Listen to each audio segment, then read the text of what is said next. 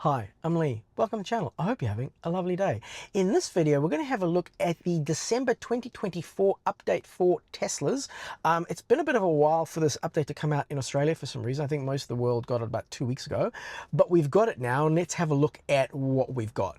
Now, what I think I'm going to do in this video is I'm going to go through each one of the release notes, and then we'll go through how they all work. So the first thing here is you've got Apple Watch. So the Apple Watch app for Tesla came out about 2 weeks ago, but unfortunately there's been the situation where there's this lovely little thing in the app that lets you go, oh, set up the watch as a key.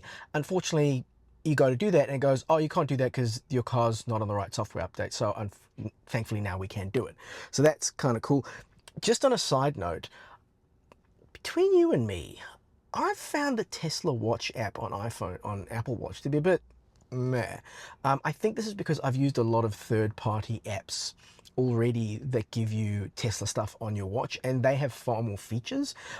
I'm sure some of these features will be coming later on, but just for now, I don't know about you, but I've found the Tesla Watch app to be a bit basic. But anyway, so you can use your watch as a key, and you can see stuff on your watch.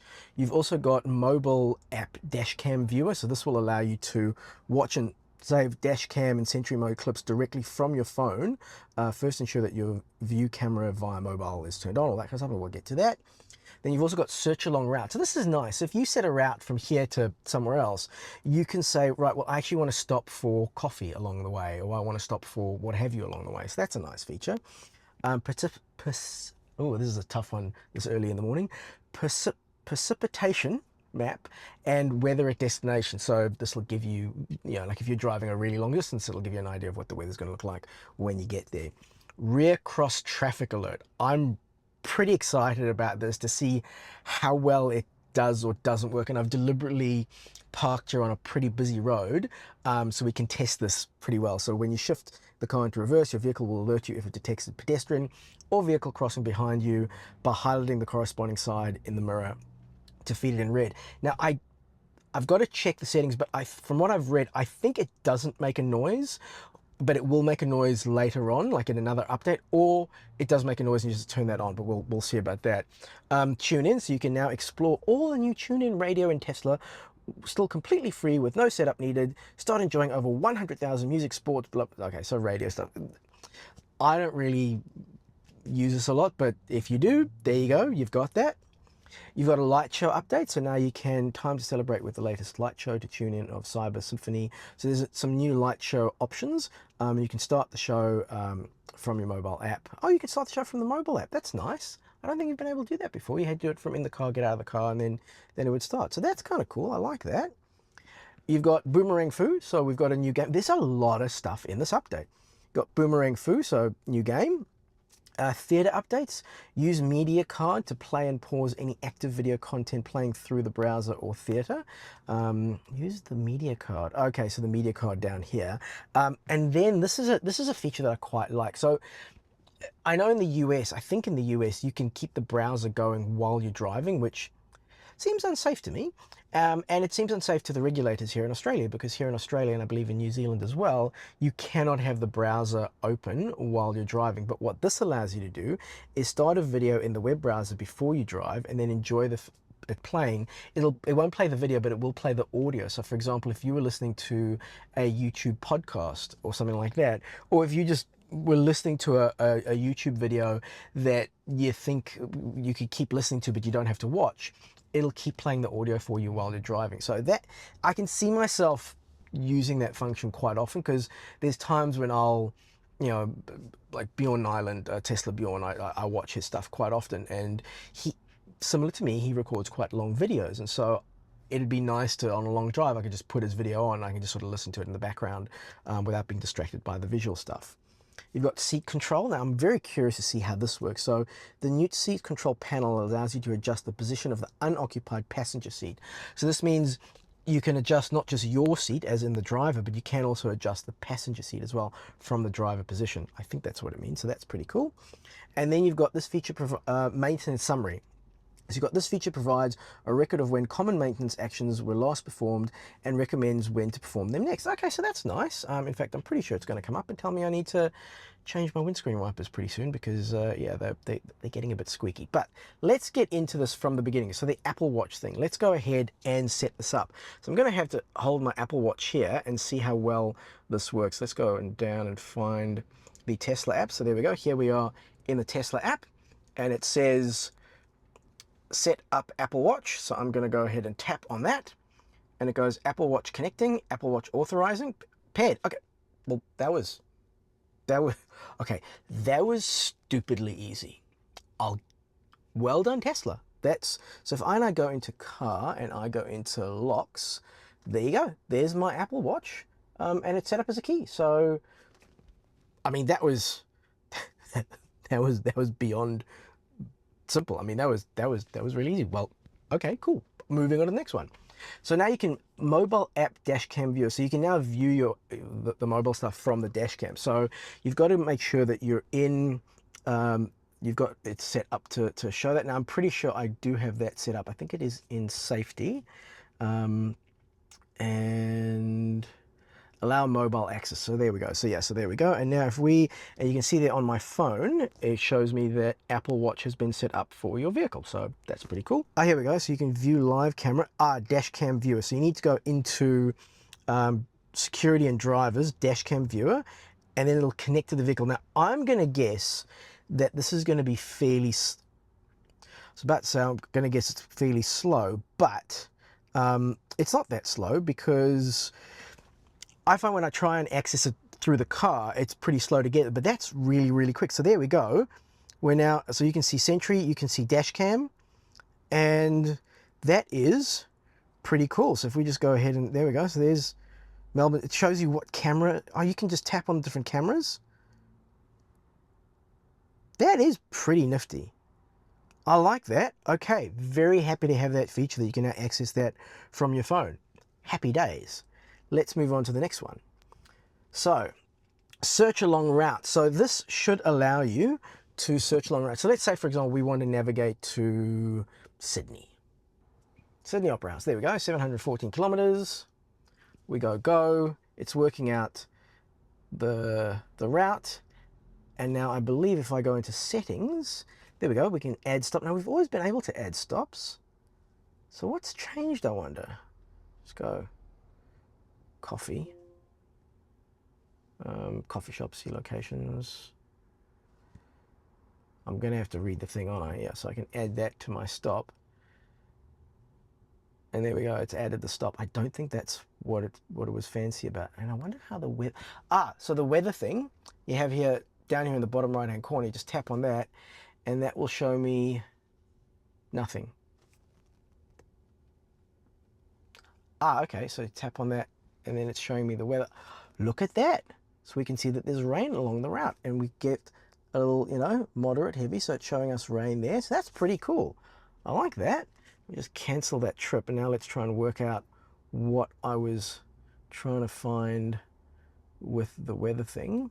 So while navigating, when you search for a location like coffee shops, fast food, the results are now filtered to show options along your route. Each result also includes an estimated detour time. Okay, so what the difference is here, you were always able to add a stop, but now it'll work out. It'll give you those options in the search functions, not just like you had to know specifically where you wanted to go, whereas now you can say, I want to go to Sydney, and then along the route, show me coffee shops along the route. Don't just show me coffee shops, near me or things like that. So that's what that thing is with the map. Precipitation, showed you that. That's pretty cool. Rear traffic alert. Okay, let's try this out. I'm really curious to see how this works. So we put the car into reverse. And of course now that, okay, so here's a car coming past me. So yeah, so it just shows a red thing. It doesn't actually, shows a red thing again. And it's interesting how close the cars have to get before it actually shows that. Now I presume in a very Tesla way, it's using cameras and it's not using sensors. And again, because this ute is right next to me, I'm guessing the cameras, definitely the side cameras, probably can't see much. And this is generally when you need those side traffic alerts, when your side view to your actual eyes are blocked. So look, I'm glad that it's there. I think it's cool that we have it.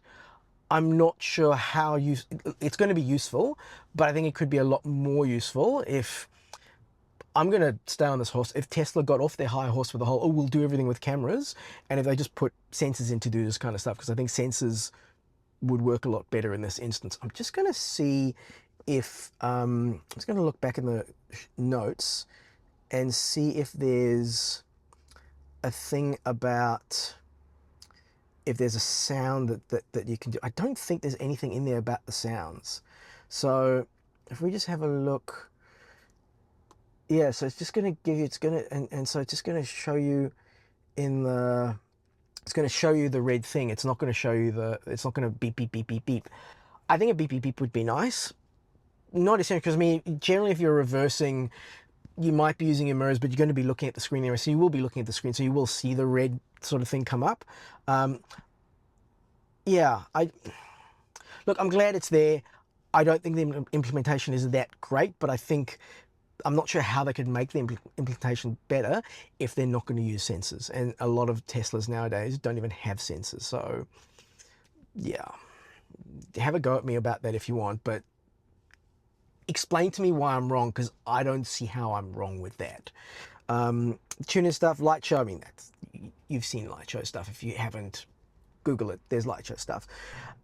Seat controls, this, I'm very curious to see how this works. Let's go ahead and, yeah. Something that Tesla did a while ago in a lot of the updates is when there is new stuff, they put this little blue dot underneath whatever app or wherever there is new stuff. So I like that when you do the update, it's very easy to see, and there we go, it shows us new. We go into seats. Wow, okay, so they've really changed the settings here completely. So I can, so that's, okay, so the settings here have changed quite a lot. So that's, so I can, oh, yep, there we go. So I'm moving the passenger seat backwards and forwards.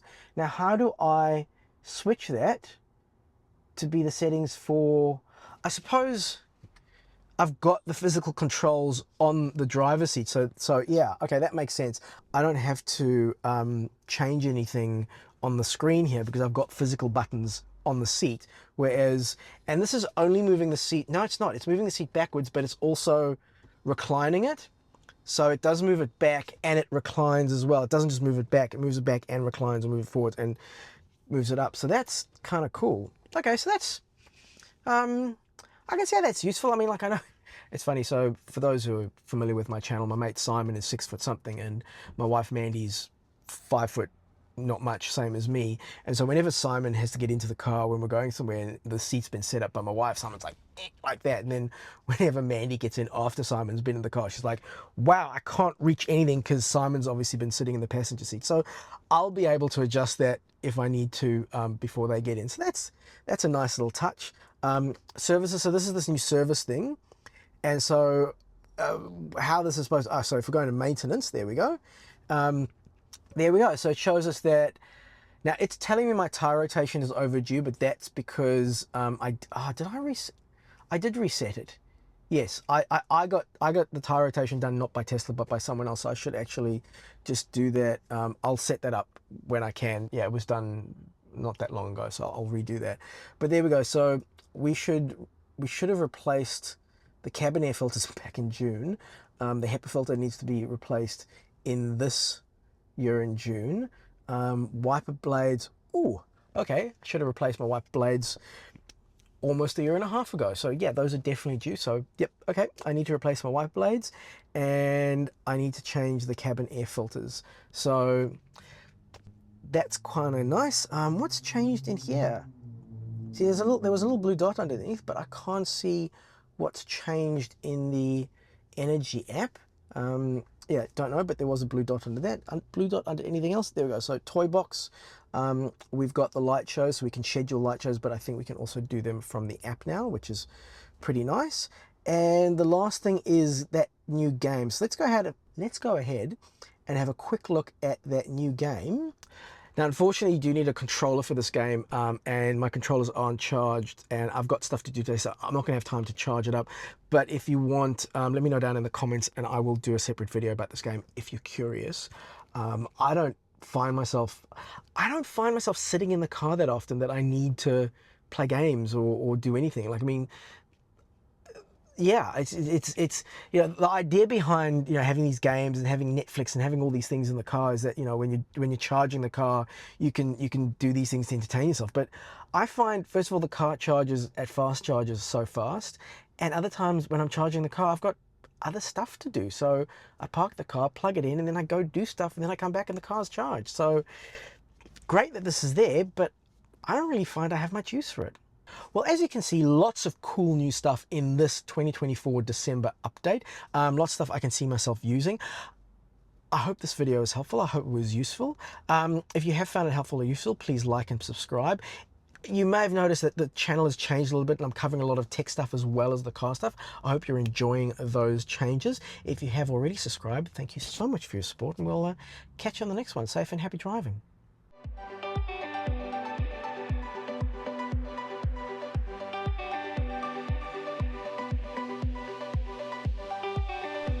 Well, I hope this... Take 2 of summation. As you can see, lots of cool features in this December update for 2024. Oh, no, I said 2025 at the beginning of the video, didn't I? Okay, I'm going to have to do the intro again. Damn it. So as getting some benefit from the other videos that I'm doing... Oh, no, let's do that again. Ooh, excuse me. So as you can see, lots of cool new stuff in these, no, that's fine. I thought it was an Asian market. I'm such a sucker for Asian markets. I've got to try new stuff. Okay, focus. And let's see how soon it's... Wow. Okay, see, it just... My issue with the red thing is it comes on so late, it almost may as well not come on. And there I was sticking out quite a bit, so the cameras should have been, and there wasn't anyone next to me, so the cameras really should have been able to see exactly what they needed to see. So yeah, I'm really not convinced by... I'm glad they have it, but I think because it's relying on the cameras as opposed to sensors, the thing is, even though it's relying on the cameras, like I could see on the camera the car way before it showed me that red, you know, cross traffic alert thing. So I am not convinced. Look, this is the nice thing about Teslas, is there will be further updates and this feature will get better. But right now, again, thank you for putting it in. I'm glad it's there, but it's not very good. Just from a practical point of view of how it works, yeah, it doesn't float the boat, as it were.